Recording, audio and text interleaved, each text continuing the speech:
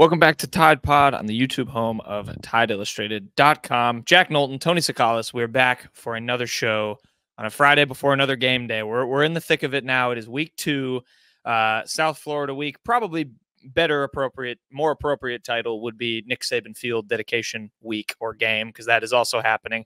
We will touch on that, Tony, but before we dive into some of the nitty-gritties of what you wrote about ahead of this South Florida game, do you have any lingering thoughts from week 1? Any general things you've seen or excited about with week 2? We're rolling. I'm getting more excited for, weeks 3 and onward when Bama starts playing, some bigger teams. They go to Wisconsin, then Georgia. So it's going to get, real hard, real quick. So these games kind of nice tune up. Any lingering thoughts from you?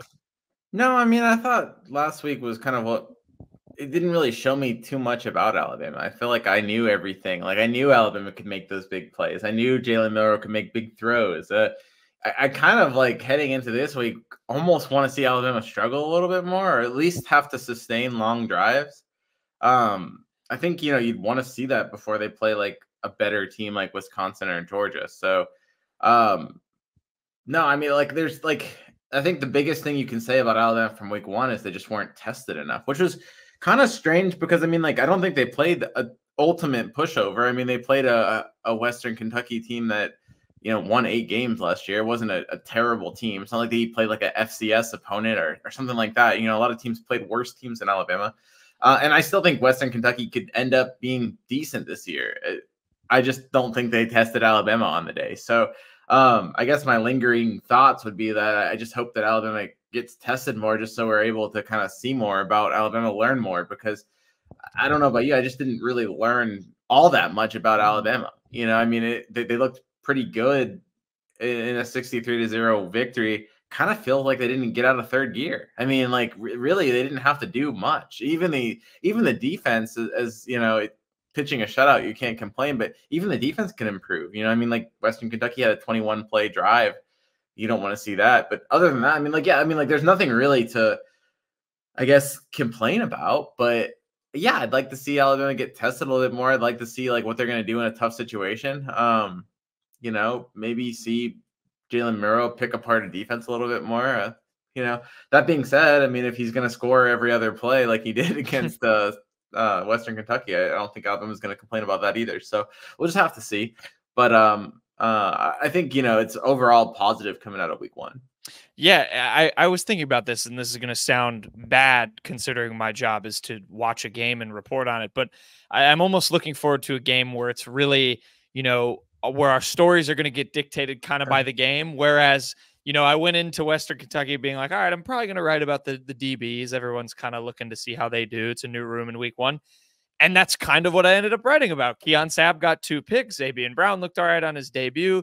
We were excellent in our predictions last week. We were. I think you had Keon Sabb doing well, and I had Ryan Williams getting on the end of a bunch of long balls, or a couple long balls. So, and like, if we continue this, we'll be like, we'll start a psychic call-in show.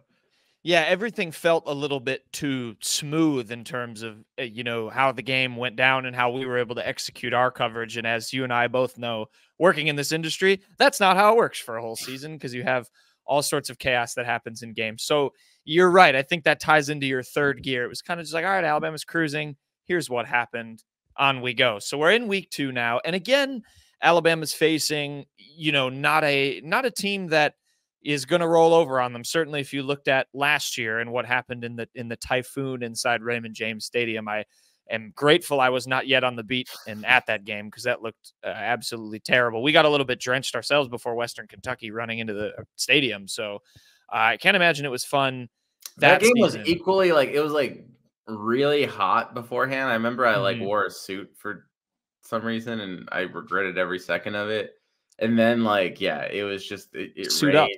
It was, that game was pretty terrible, to be honest. Like every bit of that game was terrible. I think even the people that watched it from home, it was terrible because ESPN, they had some lightning scare, and so the cameramen couldn't be up on the top. So they showed the game from some bizarre angle, that you just couldn't see. Field goals were just irrelevant.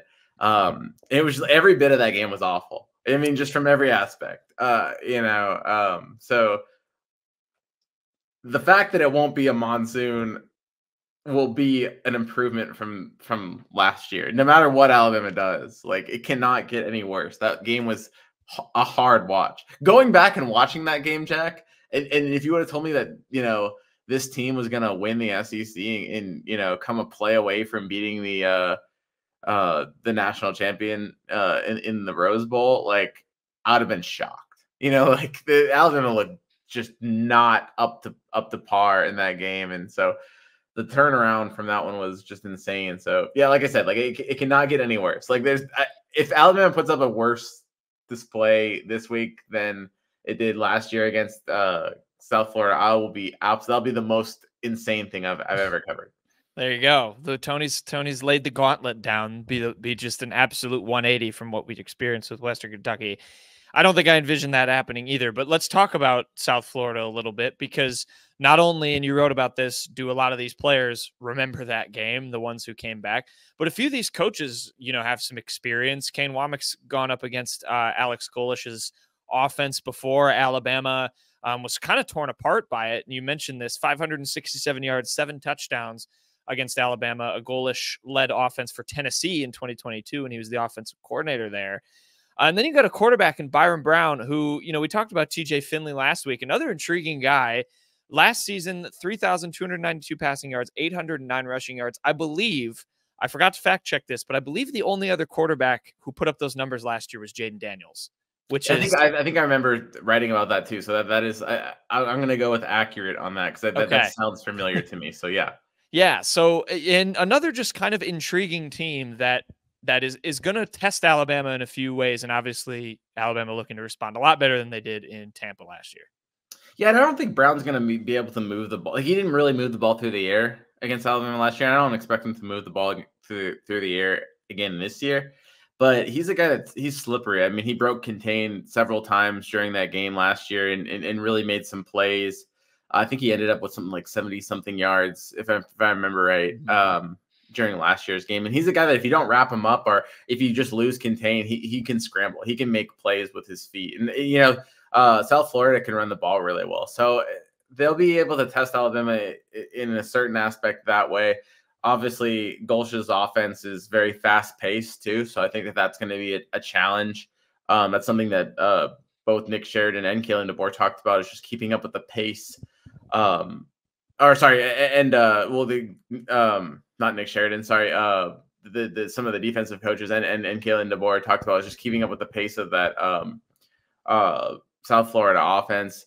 They move fast. I think they had 45 plays in the first half against, it was Bethune-Cookman, but still, like that's a lot. And then, second half, they were kind of running out the clock. So I think that that's always a challenge, especially early in the season when, it's going to be, it's a challenge in terms of your, are you up to the physical, kind of like mid-game form or mid-season form in terms of physicality? Are you able to keep up with that high pace? I think Alabama should be fine, and they're really healthy on defense too, so that should help as well. But it's still a challenging offense to face. And last year, obviously they're overmatched. They're probably still going to be overmatched this year when you look at the South Florida offense against Alabama defense. But I think Alex Golsh is going to be able to scheme and maybe find some holes in Alabama's defense that should at least test Alabama.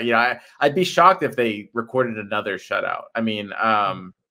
They have the capability to do so, but I think they're going to face a lot bigger challenge this week than they did last week. And look, the Western Kentucky offense was a high-powered offense too. Helton has a really good offensive scheme, so Alabama did well against that. We'll just have to see what they do. I just think this is going to be, if you look at the way the season's shaping up, you get these like little incremental steps. You've got, Western Kentucky, then a little bit of step up, South Florida, a little bit of step up, a rather big step up to Wisconsin, and then an even bigger step up to Georgia. I think I kind of like the way that it plays out for Alabama. They get gradually kind of like, it's like walking into the pool when it's cold. You don't have to just dive in. You can kind of like get used to everything and then slowly acclimate yourself to the water or to the season, whatever analogy you want to have.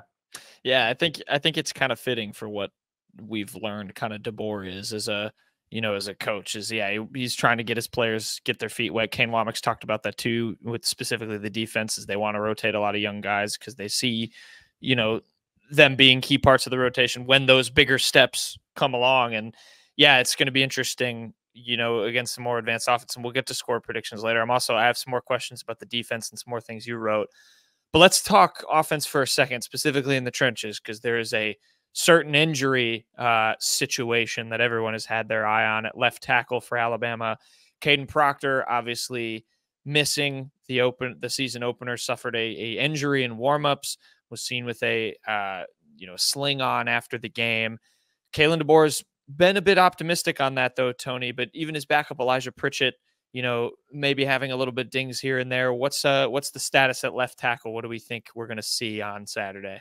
I'd be shocked if Kadyn Proctor played against South Florida. I know Kalen DeBoer is kind of keeping the door open, but just judging from early on dealing with Kalen DeBoer, it seems like that's his style. I think he's a very optimistic coach when it comes to injuries. I think he's always going to lean on the possibility that someone can play, but I just don't see a world where Alabama tests out Kadyn Proctor in a game where they probably won't need him. So honestly, I wouldn't be totally shocked if Kadyn Proctor didn't play against Wisconsin, but I think that's probably the earliest you're going to see him play for Alabama. I'd be shocked if he played. According to sources, Alabama did deal with Elijah Pritchett, who replaced Kadyn Proctor over the weekend. He dealt with a knock during practice. I think it kept him out early in the week. He was able to return later on in the week, but that's something to monitor as well. And look, we saw some photos, and once again, according to sources, Tyler Booker spent some time at left tackle with Gino Vandermark filling in at left guard. I don't necessarily think that's the route Alabama's going to go, but it's a possibility. It's always been a possibility with Tyler Booker. He's taken snaps at everywhere on the offensive line. He's taken snaps at center at times earlier this offseason. He's taken snaps at tackle. I don't think you really want to take him out of that guard position where he's such an elite option, but I mean, if need be, he can move to that tackle spot. You got a capable replacement in Gino Vandermark, who has starting experience for Michigan State last season. So that might be an option if Pritchett, is banged up, or, say you're, go through the first couple series and Pritchett's just not feeling it. He's, whatever the case may be, maybe you make that switch. I think at the moment I would classify it as maybe just a precautionary measure, maybe option 3 or 4 for Alabama, but it's still interesting. It's still interesting to see like an All-American guard maybe move the tackle. It's a luxury that I think Alabama has because not everyone can just move their guard to tackle. I think, Booker's one of those players I think is capable of doing it. And we'll have to see if that is the case. But I just think the versatility he offers could be big. And that weight loss he had over the offseason could end up playing a big role if he does have to play some tackle snaps, because obviously he'd be a lot more mobile, and it's something you have to be more mobile as a tackle, especially at the left side, than you would as a guard.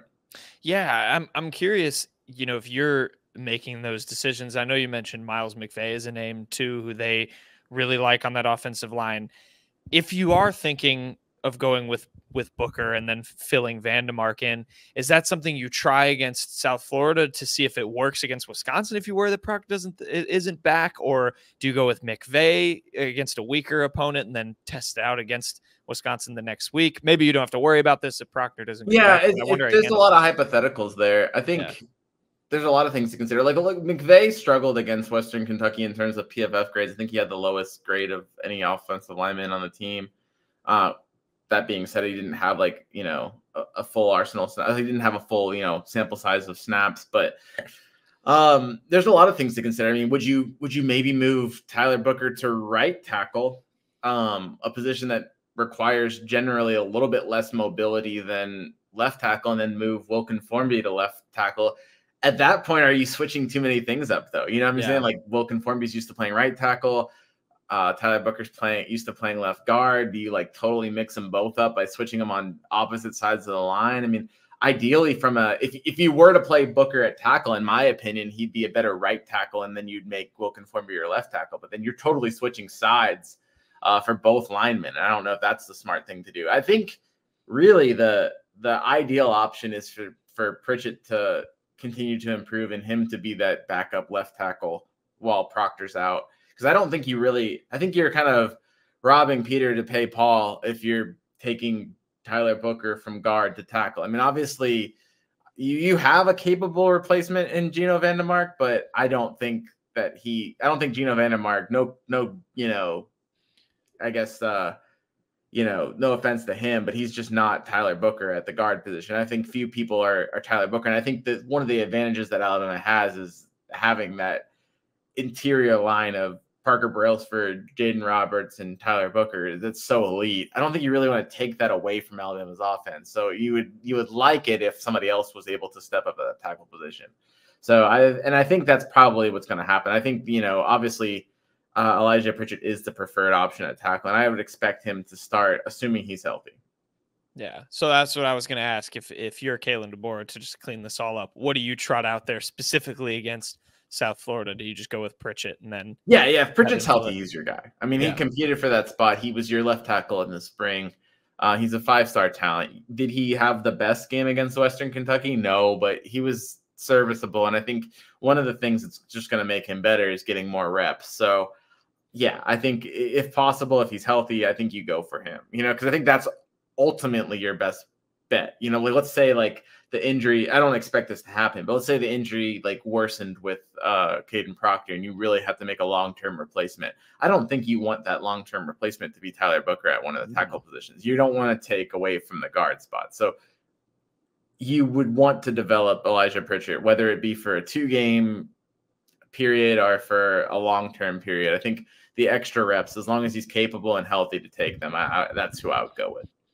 All right. Well, we'll see what they trot out there. Yeah, I think that'll be something to watch. And obviously, you just hope that Kadyn Proctor is DeBoer's most recent update. He was on Hey Coach, said he's more day to day, like Tony touched on, than week to week. So, that's an optimistic outlook for DeBoer. But I think I agree. I feel like against South Florida, you just maybe save him to be safe versus risk something for probably a game that's not going to end up, him needing to have a huge impact for them to win. I want to flip to the other side of the ball, and on one of your other kind of things to watch in your article, I'm going to combine two, kind of a good and bad yin and yang maybe on the defensive side, because you talked about improving the pass rush, and this was something I know we both heard Freddie Roach, the defensive line coach, Christian Robinson, who's of course the linebackers, he's in charge of that wolf position. Both of them touched on this. We had an all-time quote from Christian Robinson. I'll read the full thing and then emphasize the part of it that makes it an all-time quote. Talking about his wolf room specifically with pass rush and getting to the quarterback. Quote, "That's everybody in our group. We missed opportunities for some sacks. When they're there, we've got to take advantage of them. We've got to get turnovers. We've got to affect the quarterback, attacking his elbow to get the ball out. I think that was the number one thing in my group. We obviously had some good production, but not enough. And there's plays out there, and the ball is speaking to us. We've got to take it away." The ball is speaking to us, to Alabama's defense, apparently, Tony. That said, and this applies to the defensive line room as well. There were two guys, and I headlined them for you. I almost wish I thought of this when you were writing your article. I could have pitched it to you, calling them the Montgomery Mashers. Quay Rousseau, James Smith. I wish I would have put that as my subtitle. Yeah, I only thought of it today. That's on me. We'll work to get better. But Quay Rousseau, of course, in that Wolf unit. James Smith, defensive lineman. They both played for Carver High School in Montgomery, and both looked very good in game one. Quay Rousseau, 4 tackles, 1 for loss, a quarterback hurry. James Smith on the D-line, 3 tackles, a quarterback hurry himself, 2 pass breakups as well for the defensive linemen. So kind of being anchored by some Montgomery boys, Tony, but overall, I think they're still looking for an improvement in kind of, making the quarterback squirm a little bit in the backfield. Yeah, I think that when Rousseau and Smith came from Carver, it was always like they were like a package deal, and they wreaked so much havoc for Carver High School. So you kind of were always wondering is that going to be the future for Alabama? And it certainly seems like it's going to be that. I think both players, have huge potential at their position groups. Arguably the biggest potential at their position groups. You look at what you look at what James Smith can do at the defensive line. I think that the biggest thing that he's got to do is he's been a playmaker. That's what Kane Womack talked about. It's just a matter of like a lot of times when you get a young defensive lineman, it's just sticking into your assignment. Everybody wants to make those plays. They want to get the sacks. They want to get the pressures. But a lot of times is like sticking to your assignment, being where you need to be on the field. It's not always rushing the passer. It's just, controlling your job. I think you're going to see more and more maturity from James Smith in his, sophomore season. So I think that's going to get him a lot more playing time. And look, he had 2 pass breakups. He's a guy that can, he's got a nose for the football, whether it's providing pressure up the middle, getting those pass breakups, just clogging the lanes. He can do so much, So I think he's a big guy. But the person I'm the highest on is Quay Russaw. I think when you look at those Wolves, he's the most complete player in that position group. 6'2", 251. But he moves just as well as the players that are about 15 pounds lighter than him. So he's got that strength and bulk that you need to set the edge. But I think he's perfectly capable of rushing the passer. He kind of is the biggest, 3-down threat of that group. Now, I think that, you could play a Q Robinson especially on passing downs. I think he probably gives you a little bit more get up in the pass rush. So I wouldn't be surprised to see Q kind of get after the passer and maybe sub out for Russell on some of those obvious passing downs. Obviously, Q's the guy that had the sack, but if you told me that, Alabama had to keep one of those guys from the Wolf package, I would take Quay Russell. And I think he's just a future player. I think we're going to be seeing him in the NFL in a couple of years. I really do think he's that next big time guy on Alabama's defense. I don't know if I'm ready to say he's going to have that year this year. But I think when you look at the future of Alabama's defense, he's going to be a huge part of it. So yeah, really encouraging stuff from both those guys and kind of living up to their hype. I think they're both top Rivals 100 guys. They're probably Rivals top 60 guys. If you looked at the rankings from last year. So, kind of stuff we already knew, but it's good validation of, these guys are good, even though they didn't make as big of it. I mean, Quay Russell didn't even get on the field last year.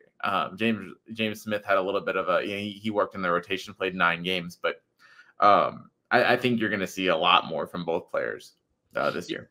Yeah, I think the validation is definitely an important thing. And I mean, you mentioned with Quay Russaw, I feel like the NFL talent, that's a good take, given especially what the Wolf position requires. If you do so many different things and be good at so many different things, that's going to create a lot of value if obviously the results follow on the field. He's a guy that played inside linebacker in high school. So I mean, he's got that athleticism too. So he's got the versatility you want. He's, in terms of a athletic, prospect, I think he's an NFL dream, and it looks like he's translating that into the field this season, and it's only going to grow. So yeah, he's just, I'm sure NFL scouts are going to be drilling over him by this time. I guess a couple of years, because Alabama gets him for at least 2 seasons. Yeah.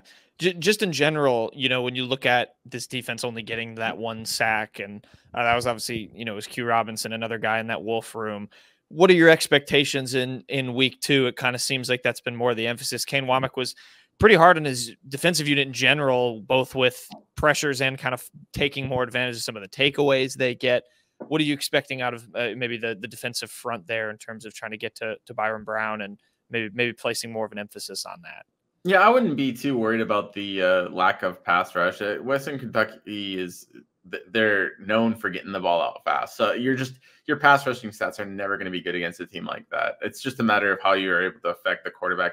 There were times where I feel like they could have affected the quarterback more, even if it wasn't a sack. I think they could have. But I mean, really, if you take away that 21 play drive, which is, that's from an Alabama perspective, a little bit embarrassing. But if you take away that, I think they held them. They didn't convert a 3rd down outside of that. I think I have to go back and look at the stats, but they were something like 3 of 18 on 3rd downs or something. Alabama did a good job throughout the game. It was more of a case of during that one drive, I think Western Kentucky might have, converted 3 3rd downs and a 4th down. It's just that's just part of having a 21 play drive. But for the most part, I thought Alabama did pretty well. I wouldn't be concerned about the sacks. I think those will come against teams that hold on to the ball more. Byron Brown, I don't know if they'll necessarily come this week. I mean, they're going to have to wrap him up one way or the other. Yeah. But I think, against a more traditional offense or just teams that are, going to hold on to the ball just a little bit longer, try to make plays develop. But I think Alabama has the pass rush. but you don't want to leave sacks on the table. I think during that drive, Kane Womack can go back and look at some times where if they couldn't have gotten a sack, they could have at least affected the quarterback, gotten off the field, So there is room for improvement. I would hesitate to be too harsh on this defense though, because I mean a shutout, and if you look at the stats, they really did they did well. I mean they let Western Kentucky into scoring into the red zone twice, but I mean in the way that offenses run today, and especially against an offense like Western Kentucky that's put up historically good numbers, that you should almost expect a little bit of breakdowns here and there. I think I was really encouraged by what I saw from Kane Womack's defense in his first game. I'm not concerned about the pass rush at all at the moment. We'll see if that becomes a problem. Obviously, Alabama's going to have to get to the passer, but I think that they're probably fine in that regard. So plenty of good things to grow on. I'm flipping to the offense side of the ball. Another thing you wrote about. We're going to talk about him probably every week. Ryan Williams, you wrote about him. And I'm curious, just the only question I really have about him, obviously, 2 catches, 130 plus yards, 2 touchdowns. What is a reasonable expectation for him in week 2 when you're probably expecting drives to take a little bit longer? Obviously, if you're Alabama, you'll still take those 3-play, 80-yard, touchdown drives, but you're expecting them to be a little bit longer. Maybe you get Ryan involved in some underneath stuff. What's a reasonable expectation for him in week 2? Yeah, I mean, if you're going to want him to be your number 1 receiver, you're going to want him to come up in big moments that aren't just like broken coverages or, big plays. Like you're going to want him to be the guy that you can turn to on a 3rd and 7 and just pick up 8 yards. Those aren't as sexy as the 55 yards or the 84-yard touchdowns that he recorded against Western Kentucky, but they're just as important in the long run. So I think that you're just going to want to see him be, keep things up. You want him to be a consistent option, and he really does have the potential to be Alabama's number 1 target. But, that requires a consistent performance on a down-to-down, basis. And I think that's tough to expect from a freshman. That being said, Ryan Williams just continues to not look like a freshman. So we'll have to see. I think, you look at Ryan Williams, you look at the same things about the offense. You just want to see him. I would like to see him have a drive where he has 3 catches, even if it's 3 catches for like 27 yards or something like that. I think that, just continue to be a guy that you can move the chains with instead of just being the home run threat. Now, if his only role on this team was to be the home run threat, that would be a huge role. But I think he's so much more than that. And so I'd like to see that. But like I said, he can't be 2 catches for 139 yards and a pair of touchdowns. I mean, that's pretty damn good, especially for a person in his first game. So Alabama will take that every game if they can get it. If Ryan Williams ends up with 24 catches for, I can't do that kind of math, but that'd be over 1,000 yards probably. Yeah, they'll take it. Like if he only has 24 catches for 24 touchdowns, Alabama would do just fine after 12 games. I was going to say, you mentioned 3 catches in a drive. I think we need to see 3 catches in a game first. He's only managed 2. So, I think there's some interesting progression there. And I think fans would continue to kind of be encouraged. And other fans of other teams would probably be a little more scared if you're like, all right, he's good at just everything instead of just being able to sprint down the field and beat you on a one-on-one. But yeah, some I think reasonable expectations for Mr. Williams in week number 2. Before we get into predictions, Tony, what we're looking for from the game, we should talk about the man of the hour before the game. He won't want to be the man of the hour because, he's trying to pass the torch a little bit.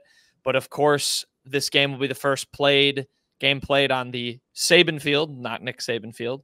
Saban Field at Bryant-Denny Stadium. They're going to do the Walk of Champions with Saban at 2:30, a couple of hours before kickoff. Actual ceremony at halftime.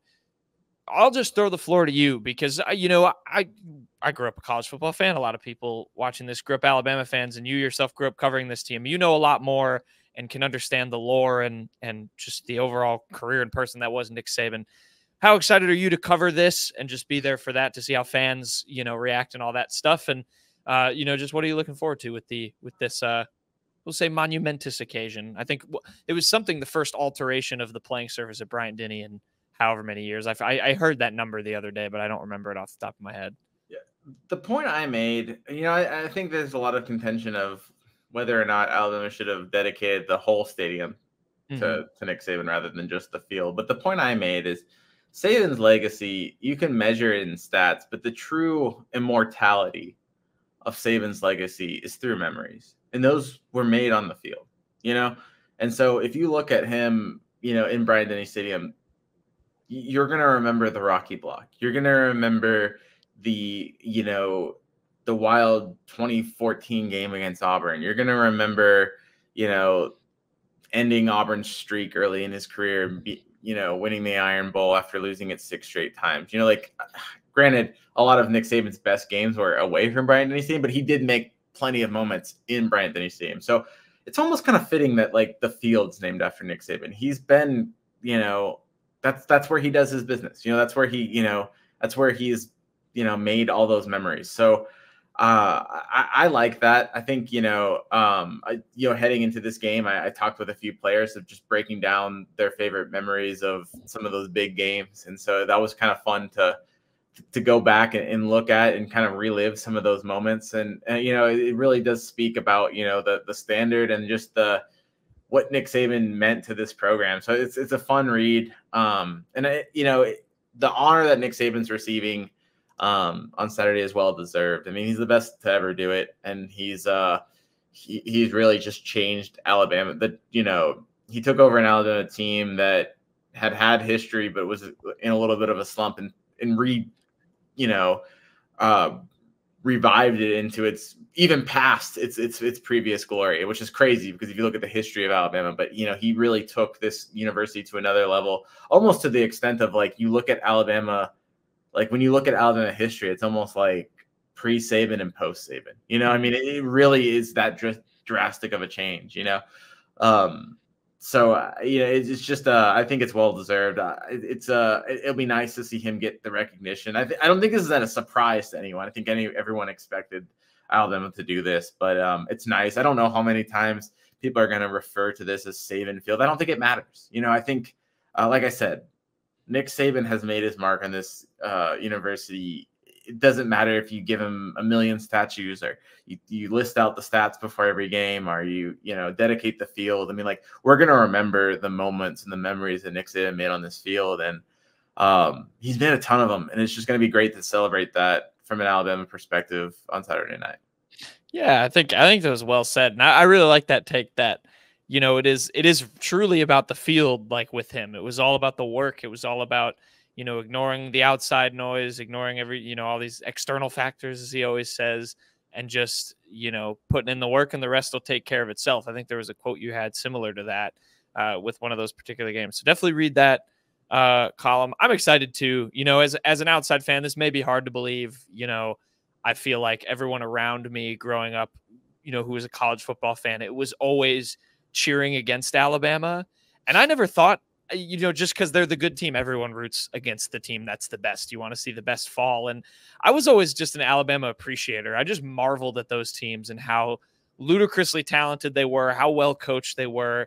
It was so much for me. I had a ton of fun watching, you know, a lot of those guys just win national championship after national championship. And, you know, when whatever team came along that was like, we're going to beat them, Saban just really didn't let that happen for pretty much all of his time there. So yeah, it is pretty wild, the impact he's had on one program. Yeah, definitely the greatest to ever do it. So yeah, it'll be cool to see all that you know, honor. And I think DeBoer's done a good job too of kind of just like separating it and not really making it about like him and like a torch passing thing. He's like, yeah, it's something that's happening. It's going to be great, you know, and then we're going to take the field and do our thing. I feel like that's kind of been handled well. I don't know if you have any thoughts on what he's said about it, but I don't know. I feel like he's incredibly humble. I mean, yeah. like during his own coaching show, Chris Stewart, and like, this is no knock on Chris Stewart, who I think is an ultimate professional and, you know, just somebody that I look up to as well.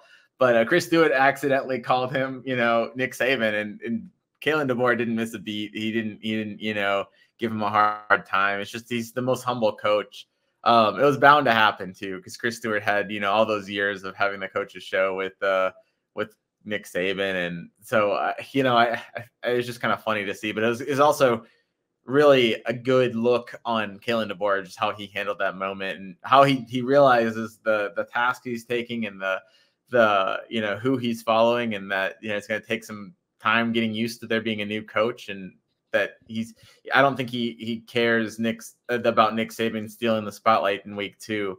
I think he's ready to celebrate that with Nick Saban as well. And look, I mean, Nick Saban gave him a program that's pretty easy to take over. I mean, Kalen DeBoer has done a great job, and I don't mean that to take any credit away from him, but a lot of people talk about, how hard it is to follow after Nick Saban. On the same hand, you get to take over what Nick Saban built. And, yes, the expectations are tough coming off of Nick Saban, but you also get the benefit of, working with what the roster he built, with the players he developed. And that's no small advantage. And I think Kalen DeBoer realizes that. So I think he's, very grateful for the opportunity that Nick Saban presented him.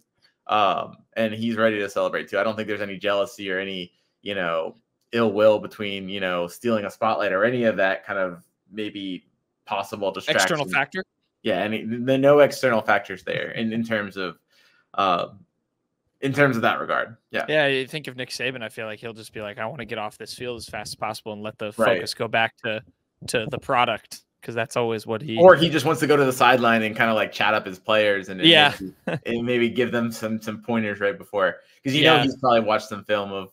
I mean, obviously he knows South Florida from last year, so I'm sure he'll provide a few pointers as well. His voice will be all over that game as much as he will be at halftime. So yeah, that'll be fun. I'm looking forward to seeing it and covering it and being there for that. All right, predictions time.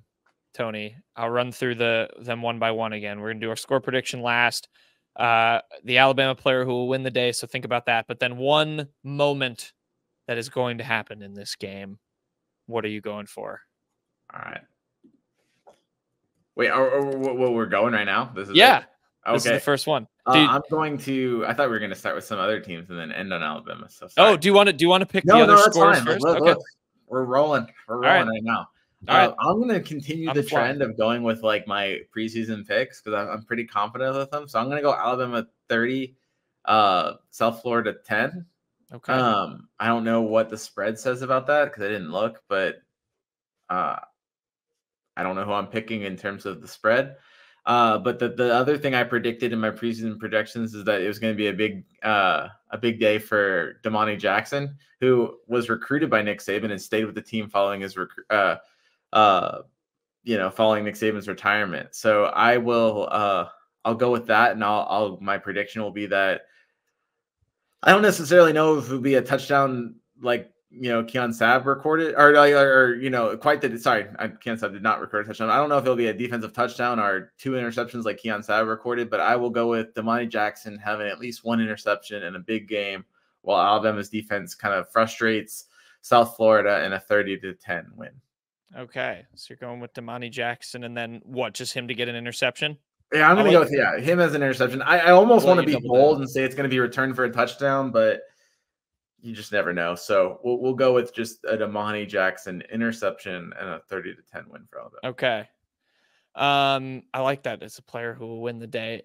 For my play, and this is what I'm going to segue this into something you wrote about and DeBoer touched on in the coaches show that I wanted to ask you about.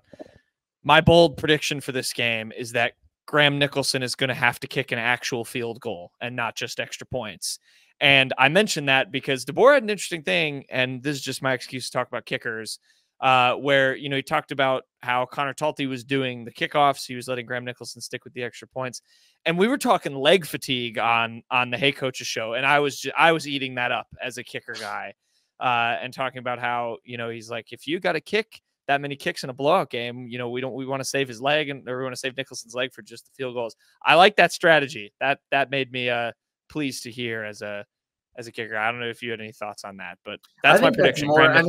Yes, that is a good point, but I think it's probably if you took a truth serum for Kalen DeBoer, you probably have to keep the kicker you recruited, who is most likely going to be your kicker next year, happy. You had an opportunity to sign the Lou Groza Award winner in Graham Nicholson, so you're not going to pass that up. But you also don't want to lose a guy like Connor Talty, and you don't want to lose his development. So giving him a role even if it's just on kickoffs, I think will help both in the long term and just kind of satiating him in terms of having a role and not making him have to wait behind two different kickers. So I think it's more about just getting Connor Talty an opportunity. But, yeah, at the same time, you keep the guys fresh and you're building experience for Talty. So, yeah, it's a nice thing. All right, so I'm going with him making a field goal, and then my player who's going to win the day, going back to our line conversation, I think they run it a little bit more to the right with some maybe question marks on the left side. I'm going Wilkin Formby at right tackle. He's going to have a nice day. Had a good game in the opener, too, so I think did. that would be a really positive sign for him. I think he doubles down. Score prediction, I will add, it is currently on ESPN Bet Alabama minus 31.5. So you do have the Bulls barely covering. Yeah, I have the Bulls taking it by a lot, by like 10 points. Yeah, you do have the Bulls I'm a little bit bullish on the Bulls. I'm going to go 42-14. I think the defense allows a little bit more scores, but I think this offense still looks just as explosive, maybe with a couple longer drives mixed in, which I can't do mental math. I believe I have USF covering then as well. Yes, because that's 28-point win. So 30 points is a lot for a team that 31.5 too. It's not 30, not even 30. Yeah, for a team that I don't necessarily think it's going to be horrible. And also a team that held them to 17-3 last year. Right. Byron Brown's fun, man. I we're not a USF podcast, but I also wanted to touch on this. Have you seen the Barstool USF account? Oh yeah, and what USF it's been doing? Barstool is going nuts. The confidence they have heading into this game, whether it be false confidence or whatever, I'm gonna say admirable. I'm gonna say this is funny. Hopefully, I don't get any flack for this because it just was objectively funny. The tweet they had of Saban, they had a gif of Saban walking into the tunnel after that game, looking all disheveled because it was rain, and the caption just said, "Remember last time we played them, we retired their coach." They're on an ultimate hater tour, and I was eating it up. It was I was having a chuckle reading those tweets. And the admin had a couple that was even like admitting like, even if we lose, like I'm not going to feel any less sad. It's like I'm going down in a blaze of glory, which I have to respect. Yeah. No. That was that always makes it fun. I mean, like it's a matchup I don't think anyone's circled, so it's always nice that if they're able to kind of up the stakes a little bit. So. It makes it more fun when the opposing team cares, even if it's a super lopsided game coming in. All right. We're gonna do our scores. I'm giving a reprieve to both of us because I forgot to write down who we picked for each of the games last week, and I don't feel like going back and looking. So, if anyone is a dedicated Tide Pod fan and wants to go do that for me, feel free to let us know how we did in those 5 games. We got 5 SEC matchups this week. Some good ones, some A ones, but we're getting more into the thick of it with schedules now. But we got 5 games. We're gonna pick the spread. First one, I'll start from worst to best in terms of the matchup. So we will start with Alabama's rival, Auburn. This is I think rematch from last year. I think they did this as a home and home. They're playing Cal. The Tigers are favored by 11.5. Cal. I'll have to check what they did in their first game. Do you like Auburn in this one, Tony? Without checking what Cal did in its first game, I do like Auburn. I think that this Auburn team, like if Peyton Thorne can be decent, he's got a ton of weapons around him. And I mean, like, it's kind of hard to judge against his week 1 performance against Alabama A&M. I mean, that's talk about overmatched for, competition, but he did have 4 touchdowns through the air and another one through the ground. And I just think that this Auburn offense could be sneaky good. I'm not saying he's going to have 5 touchdowns a game, but I think that game kind of shows like Peyton Thorne can get the ball to his playmakers and they can do a job for him. I don't think he's an elite quarterback by any measure, but I do think that this Auburn offense could be dangerous, especially you got Hugh Freeze calling the plays. I just think that it could be an underrated team this year. So without really knowing a ton about Cal, I'm going to go with Auburn. Also 11.5 doesn't seem it's in Auburn, right? Yes. It doesn't seem too like unmanageable. I'm going to go with Auburn. So this is what I'm going to tell you about Cal, and I'm going to go with Auburn too. I'm going to have him covering. Cal does have a running back by the name of Jaden Ott. That might be a name that's familiar to you. Last year, he had 1,300 yards and 12 touchdowns. So he is very good. Their quarterback, on the other hand, I'm going to read you his stat line from week 1. They played UC Davis. They won 31-13. Their quarterback, a young man by the name of Fernando Mendoza, 15 for 22, 158 yards, 1 touchdown, a 59.4 QBR. Literally the Mendoza line. Yeah, not great. I do like Jaden Ott. He's good. I don't think he's going to run all over Auburn. I'm pretty confident now, especially after hearing that. I'm confident in Auburn covering. That felt like a bad enough QB stat line that I thought I should share that with you. All right, next one. We got an all-SEC matchup in this one, but it's not the best one. South Carolina going over to Kroger Field to face the Kentucky Wildcats. The Cats are 8.5-point favorites. South Carolina, bad against Old Dominion week 1. Yeah, give me Kentucky on that one. I just don't have a lot of faith with South Carolina, and that game's in Kentucky. Kentucky's always pretty solid. I don't expect Kentucky to be a world beater, but kind of seems like South Carolina's definitely not going to be that. And so I don't expect any upsets. I mean, although it would be a good way to right the ship for South Carolina. I mean, you look at, I have to go look at their schedule, but if you're not playing well, your opportunities of winning games are going to dwindle. So it's a big opportunity for them, but no, I'll take Kentucky at home, even with the points. I'm going to be different for this one. I do think Kentucky's going to win. I'm going to have South Carolina covering. I think it'll be a 3-point win for Kentucky. Don't really have too much reason other than I don't really know Kentucky, but you are right. They are pretty good at home. So that's your argument against, but I'll go South Carolina, bounce back. Beamer won't let them be that bad 2 weeks straight. We'll pick them to cover and just to be a little different. All right. Ranked one. It's not the SEC team that's ranked though. Arkansas is heading over to the darkest skies in America. Fun fact, Stillwater, Oklahoma, to play the number 16 Oklahoma State Cowboys. The Cowboys are favored by 10. Gundy ball. And what did Arkansas do in week 1? Arkansas beat Arkansas Pine Bluff. I believe the final score was like 72-0. They crushed them. Not Tate. That tells me absolutely nothing though. I forget their quarterback is the guy from Boise State who transferred. I'm totally forgetting his name, but he did look very good. I can give you my pick if you're thinking about it. I have Oklahoma State by 17 in this game. Look, I'll be different then. I'm just going to have a little faith in the Hogs. Not to win the game, but to cover. Maybe a 9-point win for Oklahoma State. I don't know what my score prediction would be, but no, I'm going to take the this is going to be a very pro SEC pick 'em for me, but I'll stay loyal to the conference and take the Hogs here. I think Arkansas is going to have a different coach on their sideline by week 8. I think Bobby Petrino's maybe they will. Shaking hands. Well, and my other have that if they lose by 9. I'll throw this to not just being anti-Arkansas. I actually think I might have Oklahoma State winning the Big 12. I really like Oklahoma State this year. I think Ollie Gordon. I mean, we all know Ollie Gordon. They have Alan Bowman, who's in his 7th season. Just really old. I have a thing with really old quarterbacks. I think sometimes that just works. And I like Oklahoma State here, so I'll take them. All right, next one, all ranked matchup this time. The Vols of Tennessee going to NC State, who are ranked 24th. NC State in their first game kind of struggled a little bit. I think they're playing West Carolina, if I remember right. In their first game. Yeah, West Carolina. They won 38-21. Tennessee crushed somebody bad. Nico looked really good in that game. Who do you have?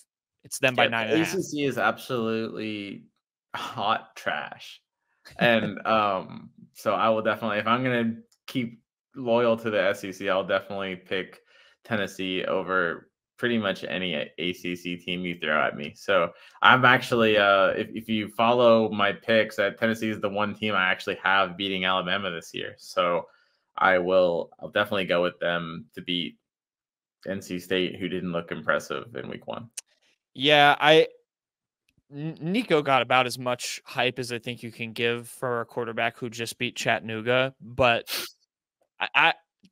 he's really good. He's really good, and I think if he's as good as, like, if he's kind of ahead on his timeline for how good he can be, they could be a really, really scary team. You said it. You had him beating Alabama. I think that kid's got a lot of talent. I think they'll have no problem covering this. I also have Tennessee. All right, last one. This is a fun one. Texas, number 3 Texas, 7-point favorites heading up to the big house in Ann Arbor. It's going to be big noon kickoff on Saturday. Should be a fun one, taking on the Michigan Wolverines. We were talking off air before this game. What do you have? I have Texas. You didn't even give me the points, but I feel like I have Texas because it's like Texas plus 20.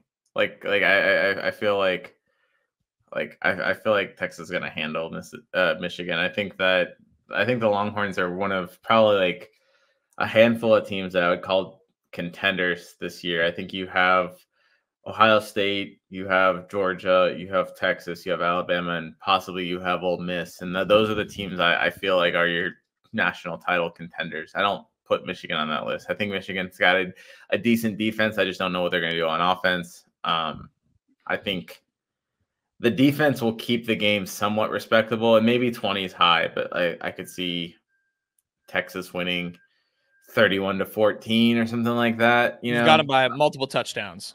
Yeah. I think it's going to be one of those games that's like, the end of the score line looks somewhat respectable, but there's never going to be a point in this game where you're like, oh shoot, Michigan can win. Like I don't think it's going to happen. I'm going the opposite. I'm going the opposite direction, and this is more. I am way in the other direction on Texas than you are. I am not. I think it is a crowded top of the SEC. There's going to be some team that doesn't live up to the billing. I think that might be Texas. I think now it also could be LSU because I think Brian Kelly is leading them in the wrong direction this year. But did anyone really have them at the top though? Like for real? They're kind of in that second. They're probably in that second rung. But yeah, I'm a little off on Texas, which this is just kind of the wagon I've decided to hitch myself to. So this isn't a necessarily pro Michigan thing. I do like Michigan. I don't actually think they're going to be as bad as people maybe think they are with losing Harbaugh. I've never been a Harbaugh guy, but historically picking Texas to fumble high expectations has been a safe bet. This is true. This is true. So I will take. I'm not going to go out before we went on air. I'll admit it. I said I have Michigan going out and winning this game. I don't know if that'll happen. I do like that they're you're already backing down. If this game was like, actually Texas is going to win. Actually, Texas is all right. I'll stick with it. I'll stick with it. Michigan's going to win this game. I think if it was in Texas, my opinion would be different. But I think it's in Michigan. Texas goes up there. I wish this game was being played on November. I don't care if it 5th. was in Mars. Texas is winning. I'm going Michigan. I like the Wolverines. I don't know. The quarterback thing is weird to me, but I think they brought a lot of talent back. Colson Loveland's going to have 2 touchdowns. That guy's a beast. That guy's a beast for Michigan. Now that they don't know Texas's game plan, it's going to be different.